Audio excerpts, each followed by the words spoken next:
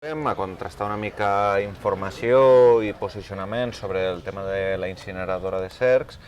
que ja havíem treballat des del Parlament. De fet, en aquests pressupostos vam aprovar que no es poguessin construir noves incineradores de residus ni es poguessin ampliar velles incineradores de residus, però tot i així som perfectament conscients que hi ha una part de la inquietud sobre aquests projectes que encara persisteix, que encara queda molta feina per fer, a pesar de que se'ls ha tombat el projecte urbanístic i que els veïns de la zona han fet la seva feina posant el projecte contra les cordes, que encara hi ha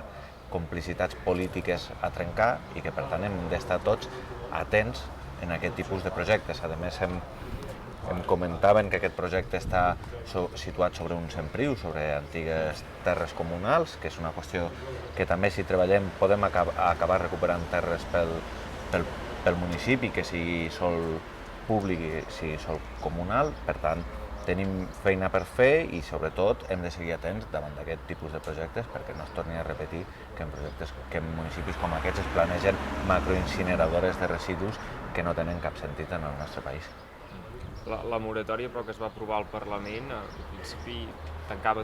totes les portes, no?, a qualsevol possible d'aquest tipus, o encara els promotors encara ho podrien mirar, podrien trobar alguna escletxa per mirar de... Aquest tipus de promotors són experts en litigar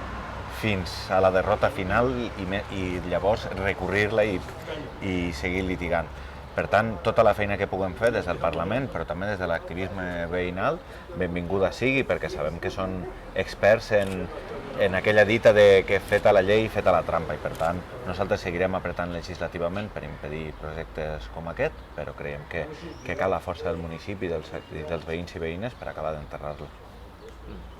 I no sé si es va comentar també que els promotors podrien pensar en un altre tipus de projecte, no sé si des de la plataforma us han comentat, si es planteja algun altre tipus de projecte. Però són projectes difícilment reconvertibles. És a dir, al final el debat és si hi ha d'haver una incineradora de residus aquí o no. I al final crec que el debat més evident és que una infraestructura com aquesta té un gran impacte no només sobre el medi ambient, sinó sobre la salut dels veïns i de les veïnes de la zona, i a més que cal un altre model de residus on no acabem cremant o enterrant al sol la majoria de residus en el nostre país, sinó que aconseguim posar el reciclatge i la reutilització en el centre del nou model de residus. I aquest per nosaltres és el gran debat. Després hi haurà una segona part, que és quines infraestructures necessitem per reciclar, per reutilitzar i per aquella petita fracció que no puguem fer-ho per abocar o per incinerar. Però aquesta ha de ser la fracció més petita i hi ha d'haver debat territorial sobre com repartim els costos del nostre model de residus. No està a expenses de que ningú empresari se li ocorreixi guanyar diners posant una incineradora en un poble com Cercs. Vale, molt bé.